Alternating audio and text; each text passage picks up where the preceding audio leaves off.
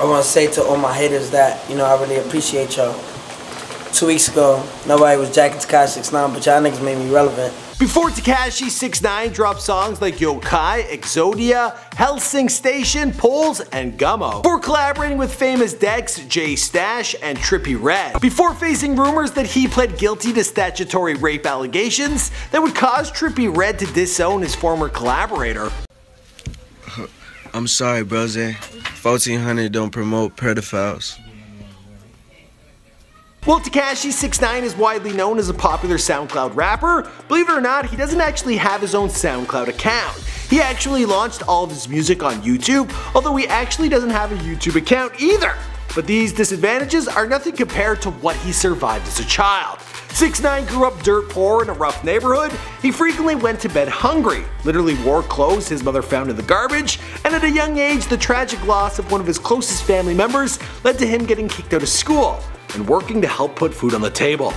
What's going on, guys? My name is Michael McCrudden, documenting the colorful life and career of Tekashi 69 prior to fame, here for you on Before They're Famous. I've covered a ton of up-and-coming rappers on this channel. Definitely check out our rappers and hip-hop playlist. I recently covered Lil Xan and YBN Nahmir. But as always, let me know who's next in the comments down below. Here we go.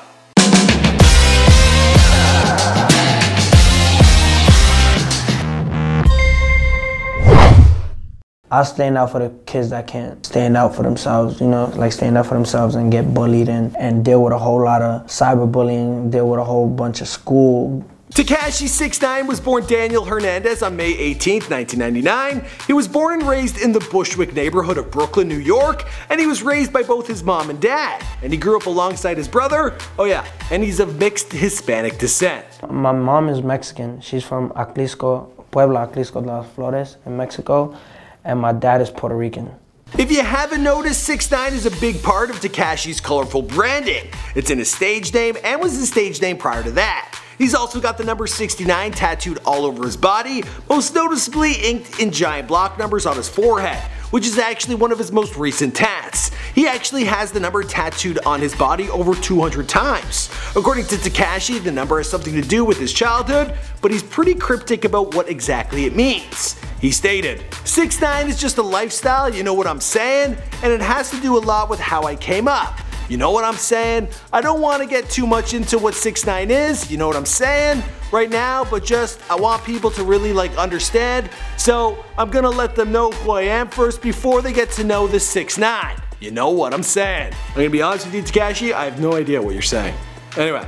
Since he says 6ix9ine has something to do with how he came up, my best guess is that it has something to do with surviving difficult circumstances. Young Daniel didn't have a TV growing up. He would often go to sleep hungry, so much so that his stomach made noises so loud that his mother would hear the grumbling and cry. He never had money for new clothes. In fact, his mother once gave him a pair of shoes that she found in the trash. And when he showed up to school wearing them, one of his classmates recognized them as a pair he had thrown away.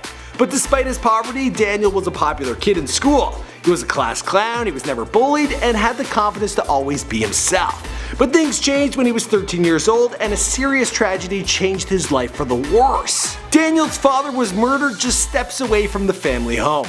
That made me rebel, you know what I'm saying? That made me angry. I don't want to be a superhero. I want to be I want to be a villain. The villains never die, superheroes always die.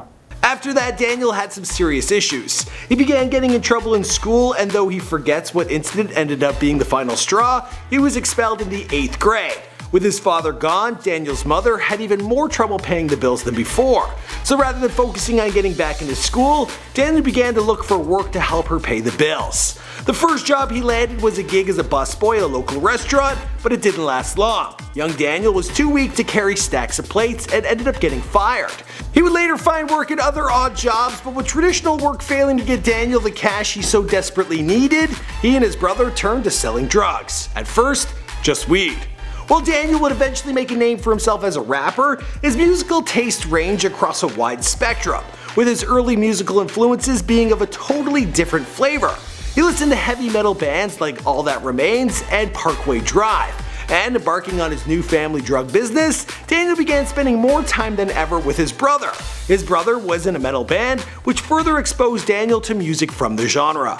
Unfortunately, the drug slinging was not all positive. At one point, Daniel had a job working at a bodega, and the store owner caught him selling heroin while working at the store. Daniel made a bad call after being confronted. He opted to beat up the store owner. The cameraman's laughing.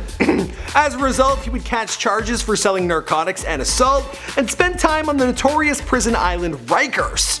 All this happened while Daniel was still a minor, and thankfully it worked as the wake-up call he needed. From there on out, he decided to keep on the straight and narrow, even though this meant he would only find shelter by crashing on basement floors. But there was something about Tekashi that would help propel him into internet fame. Stop laughing! I didn't have the Uggs on. I didn't have all this shit, you know what I mean? I couldn't afford it. I wanted it, I couldn't afford it. Growing up with so little money, he of course could never afford to buy name brand clothes. As a result, he developed his own unique style, something he would eventually use to his advantage for garnering popularity on the internet. Tekashi claims that early on he had several popular Instagram accounts, but repeatedly got his account disabled for inappropriate content. As he put it, "I'm the king of getting my Instagram deleted." But his deactivated accounts would not stop the virality of his images. Before he even started to get attention for his music, he was tasting a rainbow of a different kind. Pictures of him wearing a shirt that says, "Pussy Eater." Well, that gained massive attention, to the point where Daniel was basically a living meme, with more pictures of him wearing outlandish clothes frequently popping up on sites like Reddit. You might be wondering why he wore the letters HIV. Thankfully, he was in no way making light of the disease. Tekashi had several friends who were HIV positive and used to do the AIDS walk each and every year. He would continue to wear the letters HIV outside of the walk as a way of raising awareness about the impact of the disease. He also has the letters tattooed on his back. Tekashi remains a huge proponent of safe sex to this day, and has even explored the option of making his own line of condoms. If he makes them, they will, of course, be rainbow colored, and feature the numbers 6 and 9.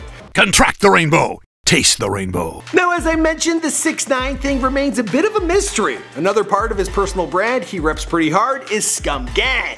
That he explains a little more clearly. Scum stands for Society Can't Understand Me, and is a testament to who he believes his fans are. Young social outcasts who are too often misunderstood by those around them. Kids who, like himself, have strong personal identities and don't conform. Tekashi values this a lot, as it was standing out in personal style that would eventually lead to him becoming a recording artist. Tekashi stated, "Well, I started rapping for fun. I really didn't want to be a rapper or whatever. I just started making music because everybody was just like, yo, you look mad cool." We do not condone in the violence being done to women and children. We do not take part in that. We do not respect that. That's not what Scum Gang 69 is about. As I mentioned in the intro, despite being thought of as a SoundCloud rapper, Tekashi never started his own SoundCloud account. And despite growing a fan base with YouTube videos, he never created his own YouTube account. All he would do is make his music, make his videos, and release them through a channel called FCK Them, which according to Tekashi is a label based in Slovakia. In fact, Tekashi continues to have a large following in Eastern Europe. The first time he performed live was during a tour in Eastern Europe in the spring of 2017. That first performance was a sold-out show in Prague. Tekashi was just 15 when he created his first music video. It was called 6ix9ine, but unfortunately it got deleted off of YouTube. In fact, his first few videos all got deleted, so apparently he's also the king of getting his YouTube videos deleted. This music video that seems to still be available on the FCK Them channel appears to be Scum Life, which dropped on July 27, 2015. That video would fail to see massive numbers right away, but has since gone on to rack up nearly 1 million views. He would garner more attention throughout 2016 with tracks like Yokai and Helsing Station. In January of 2017, he collaborated with Jay Stash and Zen Black to create Exodia. For all these songs, Tekashi put painstaking effort into making his videos as cool as possible. When it comes to making music videos, he says he thinks he's the best at what he does. This despite the fact that he also says that he's not really a fan of his own music.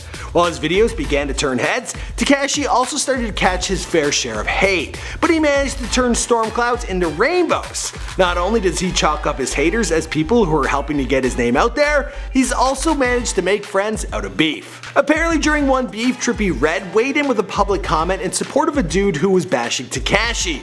Well, as soon as Tekashi saw this, he DM'd Trippie telling him he likes his music. Trippie responded in kind, saying he likes what Tekashi was doing, and soon enough, the pair would be collaborating.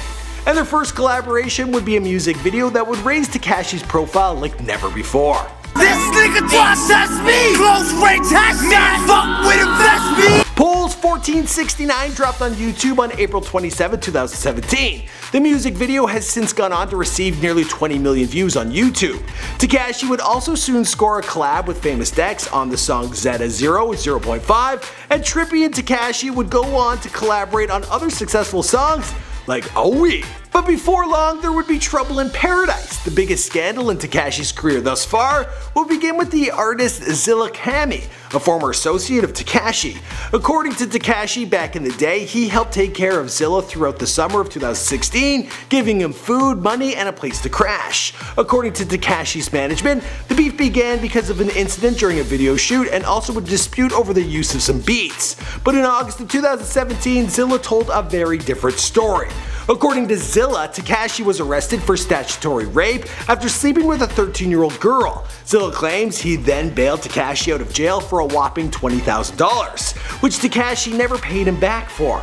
As evidence of his alleged crimes, Zilla and other Tekashi detractors have circulated this image, apparently showing Tekashi with an underage girl. There's also this image, a screenshot allegedly showing his charges, and the fact that he pled guilty. It should be noted that Daniel Hernandez is a common enough name, and it's not clear that this rap sheet is actually about Tekashi. Plus, Zilla Cami has not produced a receipt showing that he actually paid bail for him. Tekashi also tried to confront Zilla about the allegations outside of a tattoo parlor, but Zilla, he refused to come out. Look, yo Zilla, come outside. No. He don't want to come outside, he locked himself inside the tattoo shop. Nevertheless, he also put out a strange video in which he referred to himself as a happy rapist. I'm such a happy rapist, and I'm free. After this scandal broke, Trippie decided to distance himself from the alleged statutory rapist. You got me fucked up, nigga. I don't rape bitches. I don't do that. You feel me? I don't fuck with little girls. You did.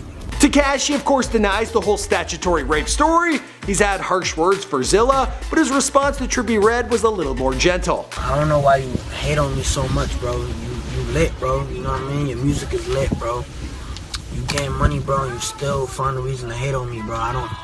But he did seem to work in a subtle threat to expose Trippie.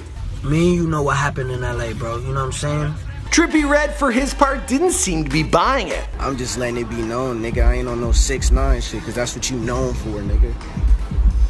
You did that. That's the choice you made, and that's what you gotta deal with, nigga. Despite the beef with the guy who helped project him into the spotlight, Tekashi pressed forward to find the light at the end of the rainbow. He dropped the song Gummo on October 8, 2017, and at the time of this recording, just under a month later, it's already gone on to rack up over 15.6 million views. Tekashi was really proud of the song, calling it the second hottest coming out of New York right now. That's right.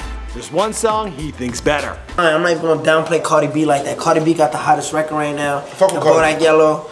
As for the rest of the story, well, we'll have to wait and see because this is before they're famous. My name's Michael McCradd, thanks for checking out this video. There are 2 more suggested videos for you down below. You guys requested this one via my Instagram and my Twitter, so go ahead, follow me over there, let me know who you want me to document next. I'll see you guys in another video. Boom! Touch the rainbow. Taste the rainbow.